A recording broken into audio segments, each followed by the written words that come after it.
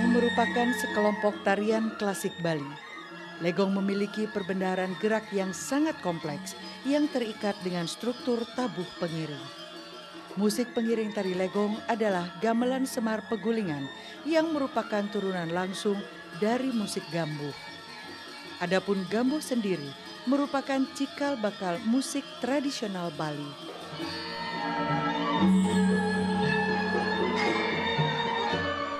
Legong dikembangkan di keraton-keraton Bali pada abad ke-19, paruh kedua. Konon, idenya diawali dari seorang pangeran dari Sukawati yang dalam keadaan sakit keras bermimpi melihat dua gadis menari dengan lemah gemulai diiringi oleh gamelan yang indah. Ketika sang pangeran pulih dari sakitnya, mimpinya itu dituangkan dalam repertoar tarian dengan gamelan lengkap. Namun, versi lain mengatakan bahwa tari Legong merupakan pengembangan dari tari Sanghyang Dedari.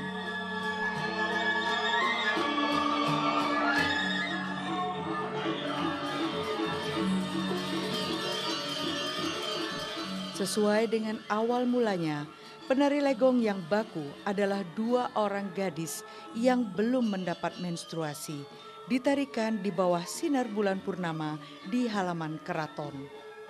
Kedua penari ini selalu dilengkapi dengan kipas sebagai alat bantu. Pada beberapa tari Legong terdapat seorang penari tambahan disebut condong yang tidak dilengkapi dengan kipas.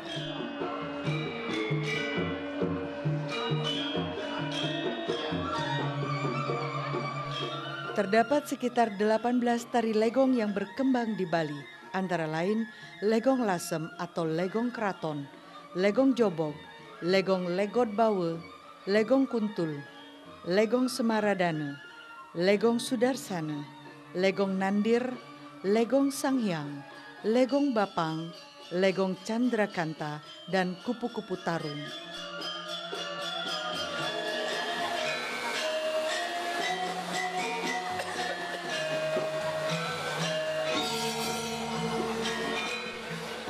Struktur tarinya pada umumnya terdiri dari pengawit, pengawak, pengecet, dan pekaan.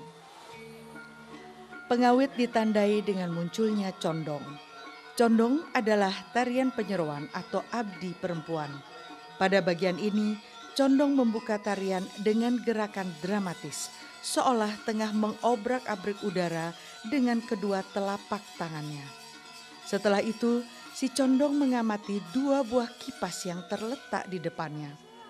Dengan gerakan sigap, ia kemudian meraihnya dan menari dengan kipas-kipas tersebut.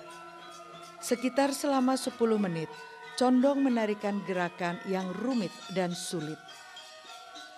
Begitu dua atau lebih penari Legong yang menggambarkan para tuan putri muncul, si condong dengan sopan menghormat lalu meminta diri untuk meninggalkan arena.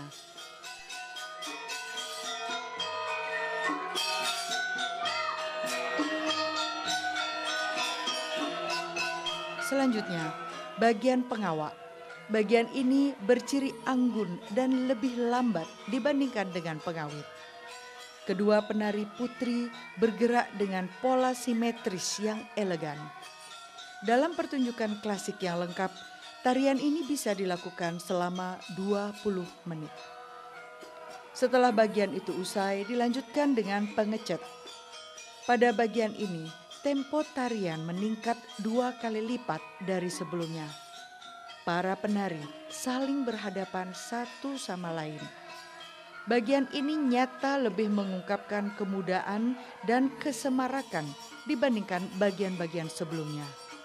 Tangan, kaki, badan, kepala, dan mata semuanya bergerak lebih dinamis. Kipas-kipas di tangan keduanya pun dimainkan dengan berbagai variasi gerak yang dinamis. Setelah sekian menit, gerak dan musik yang semakin lama semakin dinamis itu tiba-tiba berhenti. Selanjutnya, bagian dramatik dari pertunjukan dimulai. Narator yang sedari awal menyanyikan syair dalam bahasa Kawi kini membacakan narasi yang menjelaskan latar belakang kisah dalam pementasan itu dalam bahasa Bali alus. Paparan narasi tersebut diiringi instrumentalia lembut dan melankolis. Pada bagian ini, sering terdapat bagian pengipuk atau adegan berciuman ketika percintaan dikisahkan. Dalam tarian-tarian legong yang mengisahkan pertempuran, pada bagian ini terdapat bagian pesiat. Lalu, apapun kisahnya, di ujung pementasan terdapat bagian pekad yang menutup tarian, di mana para penari menghadap penonton, membungkuk, lalu berbalik memutar perlahan-lahan sambil meninggalkan kalangan. Di Denpasar, menurut penari legong kenamaan Ketut Arini, terkenalnya tari legong dimulai dari aktivitas seke atau perkumpulan tabuh dan tari di Banjarpagan sekitar tahun 1924. Seke tersebut kerap mempersembahkan tetabuhan dan suguhan tarian di pura prajurit. Selain memang para anggota seke itu berniat ngayah dan mengabdikan diri, juga karena gamelan yang mereka gunakan adalah kepunyaan pura. Menurut Arini, anggota seke itu tidak berasal dari satu banjar saja, melainkan dari beberapa banjar di sekitar pura prajurit. Adapun banjar-banjar asal dari anggota seke tersebut adalah Banjarpagan, Pagan Tengah, Kelandis, Kedaton, dan Banjar Lebah. Sejarah legong yang saya dengar dari ayah sendiri, mereka mempunyai kumpulan di Pagan, di pura prajurit, gamelan kepunyaan pura. Waktu itu di sekenya dari Pagan Tengah, dari Kelandis, dari Kedaton, dari Lebah. Ada juga beberapa penabuh yang berasal dari luar Kelandis. Penari pertama dalam seke tersebut adalah Niwangi. Dia adalah penari hebat yang penampilannya selalu memikat. Belakangan, kehebatan Niwangi diteruskan oleh Nipolo dan dua temannya. Setelah itu baru muncul penari dari Banjar Lebah, yakni Wayan Gili, Loh Cawan, dan Nyoman Sadri. Nah, ketiganya bergabung di Banjarpagan. Tarian yang kerap dipentaskan saat itu adalah garapan-garapan Nyoman Kaler, seperti tari person dan tari semirate. Jadi beberapa penabuhnya datang dari luar daripada Kelandis. Penari yang paling pertama di sana Ibu Wangi, saya masih punya fotonya. Terus yang kedua Ibu Bolok sama baru sekali meninggal baru beberapa hari yang lalu. Ya, saya cantum lagi namanya. Itu pasangannya dua orang. Terus setelah itu baru datang dari Lebah sendiri. Ada 3 orang dari Lebah, Wayan Gili, Loh Cawan dengan Nyoman Sadri. Ketut Arini sendiri adalah penari legong terhebat di Bali setelah generasi Ni Reneng.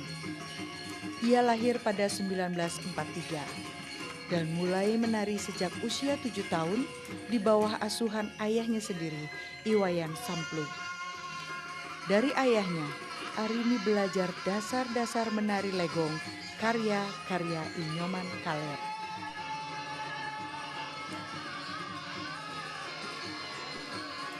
Setelah menguasai seluruh pelajaran dari ayahnya sendiri, pada tahun 1958, Arini memperdalam pengetahuan dan keterampilannya menari dengan belajar pada beberapa guru, antara lain Pak Nindi, Jero Made, dan Made Kaler. Ketika berkuliah di Akademi Seni Tari Indonesia Denpasar, Arini sempat belajar langsung pada maestro legong Ni Reneng. Sebelum itu, Arini sempat belajar menari di Sabe, langsung pada seniman tari Anak Agung Gede Rake yang merupakan maestro tari di sana.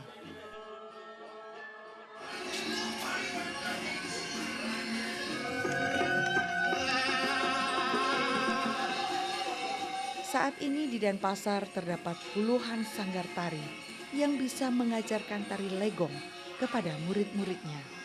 Tetapi gaya tari legong tersebut nyaris seragam. Tidak ada ciri khas yang membedakan perguruan satu dengan perguruan lainnya. Militansi anak-anak untuk belajar menari legong secara mendalam juga sangat menurun dibandingkan dengan yang dimiliki oleh anak-anak yang belajar menari pada masa lalu. Kini anak-anak mudah bosan dan sulit menjiwai karena mereka belajar dengan iringan musik elektronik. Kalau dulu memang dia caranya mengajar sudah khas begitu. Kalau harus didorong tangannya, harus ditahan, harus mau pentangan pundurnya, mau isi sabuk dengan dan sebagainya. Tapi yang belum pernah diisi begitu. Karena teman saya Sutirni kan ditarik sama ini, terus begini saja dia karena dia kurang ceket, dia karena tundur sabuk. Nah begitu zaman itu kalau nampel, nah sudah biasa itu kita sudah siap. Kalau mau sudah ke belakang guru kita sudah siap. Sekarang apa mau dipukul, mau di kepalanya, nanti kita sudah sedikit siap tuh, serius menghadap. Kalau tidak berani sampai dipukul kan gitu. Memang itu cara-cara dulu dan zaman kita itu tidak apa-apa. Tapi coba sekarang sedikit aja anak itu sudah menangis dan orang tuanya datang. Nah, itu kan bedanya. Apalagi dipukul, belum dipukul. Anaknya kadang-kadang kalau telah datang dia menangis terus. Pak guru sudah mulai, saya tak mau ikut gitu dah. Kan lain mainnya anak dulu dan sekarang dan telat datang dari makan cepat-cepat langsung ke depan latihan. Biar telat sedikit kan begitu. Tak berani lama-lama begitu. Kalau sekarang kan harus dijemput, harus maaf. Dah, memang beda. Ini zamannya memang beda.